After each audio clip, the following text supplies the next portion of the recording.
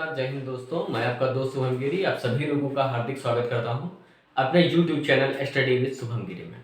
पिछले वीडियो में दोस्तों हम सभी लोगों ने बात की थी 1773 के रेगुलेटिंग एक्ट की, और आज हम आपके लिए लेकर के आए हैं 1813 का चार्टर एक्ट।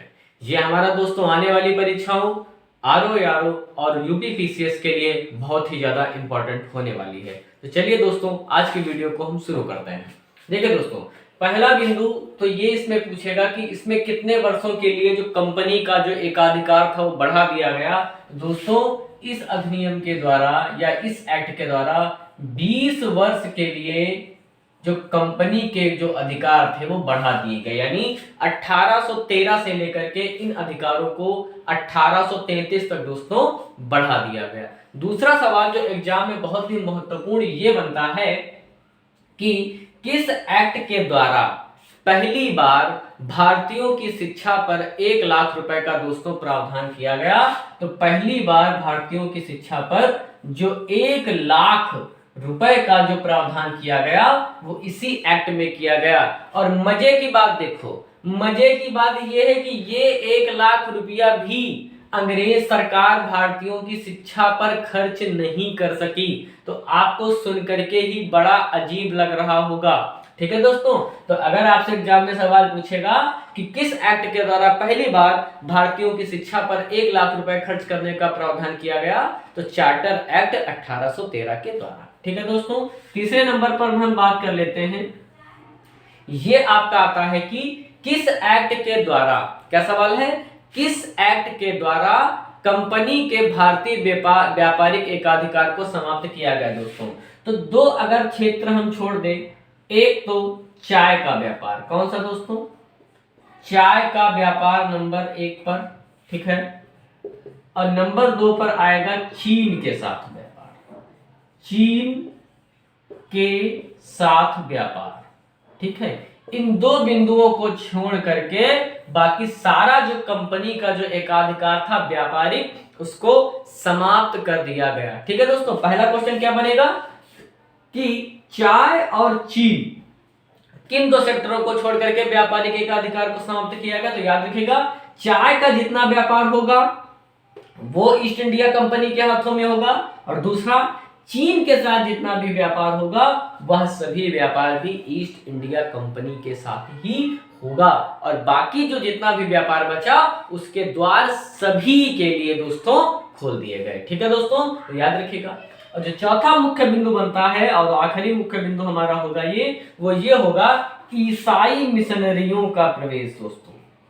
इसका ईसाई मिशनरियों का प्रवेश, ठीक है। ईसाई मिशनरी समझ लीजिए दोस्तों क्या होते हैं।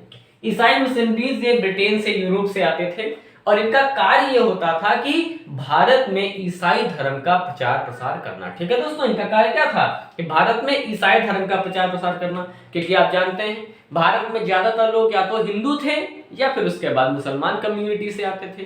तो इनका मानना था कि अगर हम भारत में ज्यादातर ईसाई का विकास करेंगे, लोग ईसाई धर्म स्वीकार करेंगे, तो हमें लोगों के ऊपर शासन करने में बहुत ही ज्यादा आराम होगी, और लोगों के साथ जो हमारे संबंध होंगे वो बहुत ही ज्यादा प्रगाढ़ होंगे। तो फिर से एक बार दोस्तों रिपीट कर रहा हूं, पहला बिंदु क्या है इस सेक्टर का कि 20 वर्ष के लिए जो कंपनी के व्यापारिक एकाधिकार थे उनको दोस्तों बढ़ा दिया गया, यानी कि 1833 तक इनके व्यापारिक एकाधिकार थे वो दोस्तों बढ़ा दिए गए, ठीक है। दूसरा पूछेगा सवाल, पहली बार भारतीयों की शिक्षा पर 1 लाख रुपए का प्रावधान किस एक्ट में किया गया। तो चार्टर एक्ट 1813 के द्वारा, या फिर इसी सवाल को थोड़ा घुमा करके पूछ देगा कि 1813 के चार्टर एक्ट में भारतीयों की शिक्षा पर कितने रुपए खर्च करने का प्रावधान था।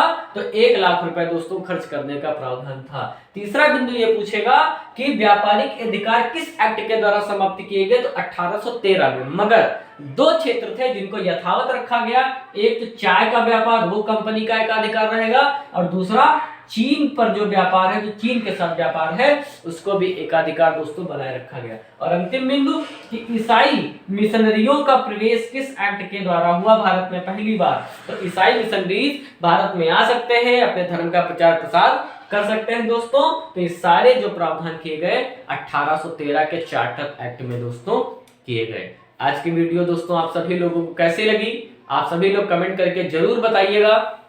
और आप किसी बिंदु पर अपना जो है कोई विशेष बिंदु आपको नहीं समझ में आता हो, कोई जो ऐसी चीज हो जो आपको नहीं समझ में आती है इतिहास में, किसी टॉपिक पर आप वीडियो चाहते हैं तो कमेंट करके आप जरूर बताइएगा, उस पर मैं वीडियो जरूर आपको बना करके दूंगा। और अच्छी लगी तो भाई लाइक शेयर सब्सक्राइब करना बिल्कुल भी ना भूलें, सपोर्ट करते रहें और ऐसे ही आगे यात्रा करते रहें। एक दिन सफलता दोस्तों जरूर आपको मिलेगी, बस अच्छे से मेहनत करें, अच्छे से पढ़ाई करें। और इन्हीं शब्दों के साथ मैं अपनी वाणी को विराम देता हूं दोस्तों। मेरे साथ बोलिए जय हिंद जय भारत।